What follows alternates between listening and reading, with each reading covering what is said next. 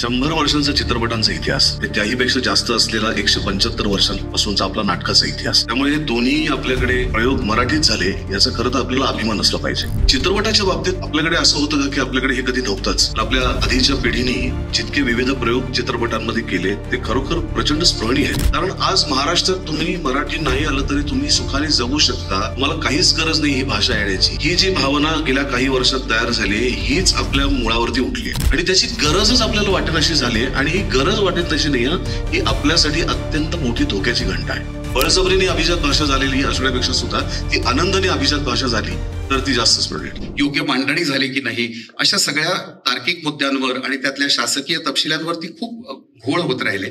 पण सर्वांच्या मनामध्ये असं होतं की हो, आम्ही जाणतो, आम्ही मानतो की आमची मराठी भाषा ही अभिजातच आहे. या आता आपण ज्या भूमीमध्ये बसलो आहोत या भूमीला खरं म्हणजे हे नव्याने सांगण्याची गरज नाही, कारण ज्ञानेश्वरांनी ज्ञानेश्वरी याच भूमीमध्ये लिहिलेली आहे. एकनाथही या भूमीमधून आलेले आहेत. या संत परंपरेची खूप मोठी पार्श्वभूमी या भाषेला लाभलेली आहे. मोठी समृद्धी या लोकांनी आपल्याला दिलेली आहे. महानुभाव पंथाचं खूप महत्वाचं कार्य इथे झालंय आणि चक्रधर स्वामी, लीळाचरित्र यातून मराठी गद्यलेखन पद्यलेखन जे झालं या सगळ्याची पण आठवण आपल्याला आज आल्या वाचून राहत नाही. दुसरा एक छोटासा मुद्दा, अभिजात हा शब्द जो आहे याची फोड करताना मराठी भाषा क्लासिकल आणि अभिजात, क्लासिकल म्युझिकला आपण अभिजात संगीत म्हणतो, तर काहीसं असंही होतं की अभिजात बरोबर आपल्याला अभिजन हा शब्द आठवतो आणि मग आपोआपच एक प्रकारचा एक भांडणाचा आवेशही तयार होण्याची शक्यता आणि भीती मला नेहमी वाटते की पण मग बहुजनांची जी भाषा आहे ती अभिजनांची नाही म्हणजे ते अभिजात नाही की काय, असा कदाचित प्रश्न कोणी उपस्थित करेल. तर मला सर्वप्रथम असं सांगावंसं वाटतं की माझी आणि आम्हा अनेकांची सर्वांचीच भूमिका आहे असं मला वाटतं की आपल्या बहुजनांची जी भाषा आहे तर तऱ्हेच्या बोली आहेत, इतक्या वेगवेगळ्या प्रांतातून महाराष्ट्रातल्या वेगवेगळ्या जातींमधून ज्या भाषा प्रवाहीपणे वाहत राहिलेल्या आहेत त्या सगळ्यांनी जी समृद्धी आपल्याला दिलेली आहे त्या समृद्धीच्या वारशामुळेच खरं तर आपली भाषा अभिजात बनलेली आहे. तर या सगळ्या भूमिकेतून आपण बोलायला सुरुवात करूया. तर सर्वप्रथम मी क्षितेश तुझ्याकडे येतो. तू पटकथा लेखक आहेस, गीतकारही आहेस.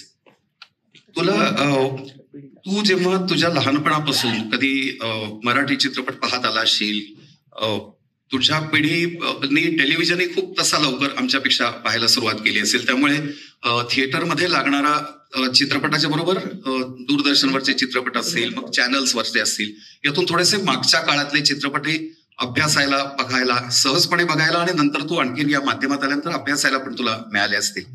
आणि त्याचबरोबर मराठी साहित्य पण तुझ्या वाचनात आलेलं असणार. तर तुला मनामध्ये या दोन्हीची अशी काही सांगड कधी आली का? आणि तो एक लेखक आणि कवी म्हणून तू या साहित्याच्या सगळ्या परंपरेशी तुझं काही नातं तुला वाटतं का? नमस्कार. सगळ्यात आधी इथे बोलवल्याबद्दल संयोजकांचे मनापासून आभार. इतक्या मोठ्या मंचावर इतक्या मोठ्या माणसांसमोर मत व्यक्त करायला मिळणं ही फार मोठी गोष्ट आहे आणि तेवढीच जबाबदारीची सुद्धा गोष्ट आहे. मला असं वाटतं मराठी अभिजात भाषा जेव्हा घोषित झाली तेव्हा मी एक पोस्ट टाकली होती की ही जेवढी आनंदाची गोष्ट आहे त्याच्यापेक्षा जास्त जबाबदारीची गोष्ट आहे, कारण आता आपल्याला त्याची जबाबदारी काढायला लागेल. तर ह्या प्रश्नाचं उत्तर असं आहे की साहित्य हे कायमच शाळेपासनं आपल्यामध्ये रुजवलं गेलं होतं. त्यातल्या प्रत्येक धड्यामध्ये, कवितेमध्ये एक काहीतरी असं मूल्य होतं ज्याला एक व्हिज्युअल क्वालिटी होती. आम्हाला नेहमी लेखनामध्ये असं सांगतात की if there has to be one quality about writing that it has to be visual, म्हणजे तुम्हाला ते दिसलं पाहिजे की समोर काय घडतंय.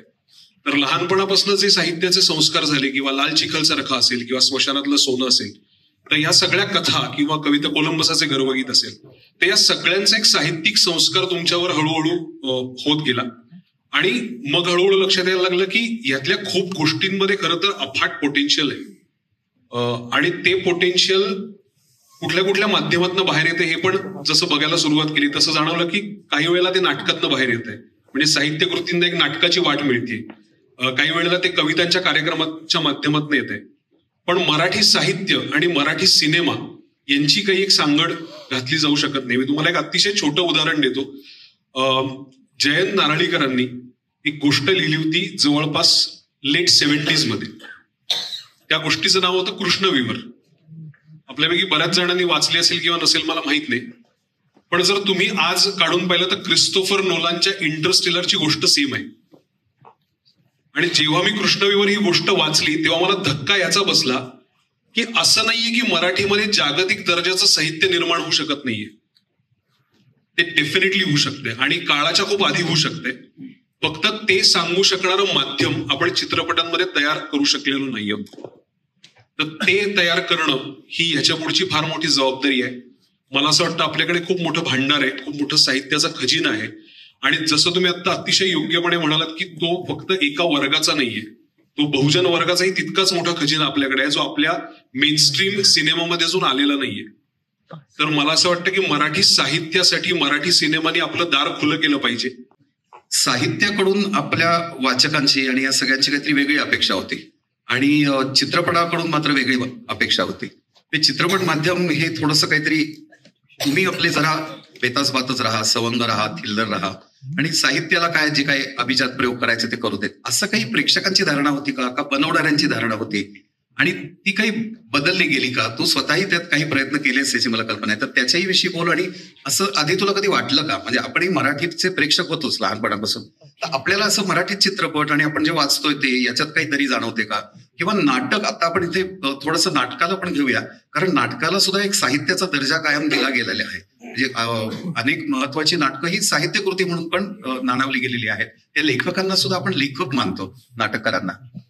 तर तसं त्या दृष्टिकोनातून तुला चित्रपट माध्यम कसं वाटतं? आपलं मराठी चित्रपट कुठे होता आणि कसा चाललाय असं वाटतं? 100 वर्षाचा सगळ्यात आधी क्षितिज सुरुवातीला ते म्हटलं तर मी म्हणतो, म्हणजे तुमच्या सगळ्यांचे आभार, संयोजकांचे आभार, इथे बोलवलं त्याबद्दल धन्यवाद, बोलायची संधी दिली त्याबद्दल आभार. 100 वर्षांचा चित्रपटांचा इतिहास आणि त्याहीपेक्षा जास्त असलेला 175 वर्षांपासूनचा आपला नाटकाचा इतिहास. त्यामुळे हे दोन्ही आपल्याकडे प्रयोग मराठीत झाले याचा खरं तर आपल्याला अभिमान असला पाहिजे.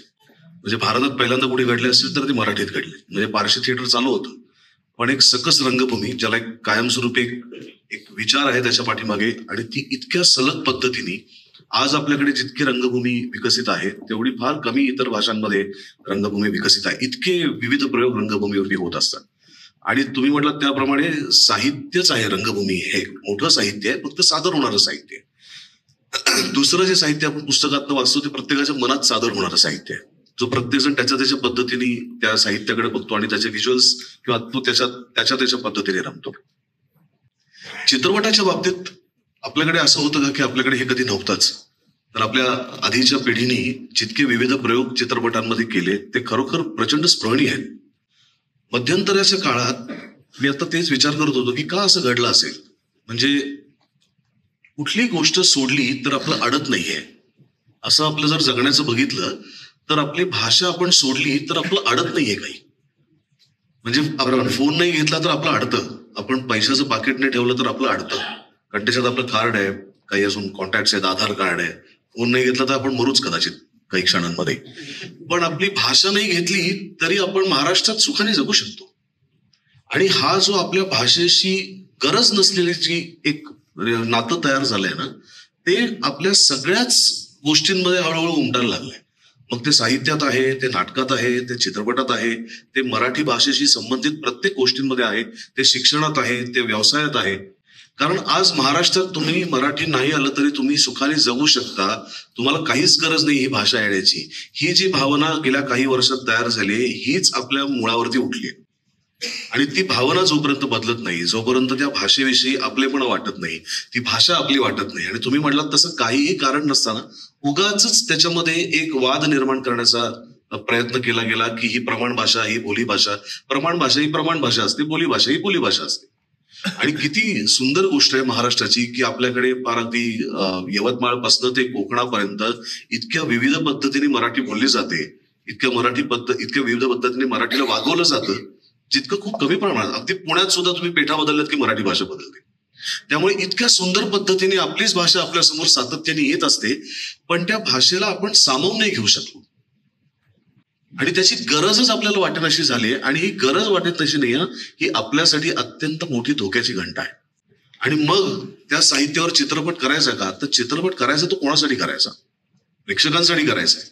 म्हणजे तो जो अभिजात आणि म्हणजे क्लास आणि मास हा जो त्याच्यातला फरक आहे हा तोच आहे की फक्त पुरस्कार मिळवायचे का लोकांनाही त्याच्यात सामील करून घ्यायचं आहे. आणि जोपर्यंत आपण लोकांना त्याच्यात सामील करून घेत नाही तोपर्यंत त्या पुरस्कारांनाही काही अर्थ नाही आणि त्या अभिजात भाषेलाही काही अर्थ नाही. ती भाषा मला जेव्हा माझी वाटेल, जेव्हा त्या भाषेत बोलल्याचा मला आनंद होईल, मला अभिमान वाटेल आणि माझ्याबरोबर मी इतरांनाही त्याच्यात सामावून घेईल, तेव्हा खऱ्या अर्थाने ती अभिजात भाषा होईल. बळजबरीने अभिजात भाषा झालेली असण्यापेक्षा सुद्धा ती आनंदाने अभिजात भाषा झाली तर ती जास्त स्प्रेड. बरोबर, हे खरं आहे. आणि तो आनंद घेत घेत आपण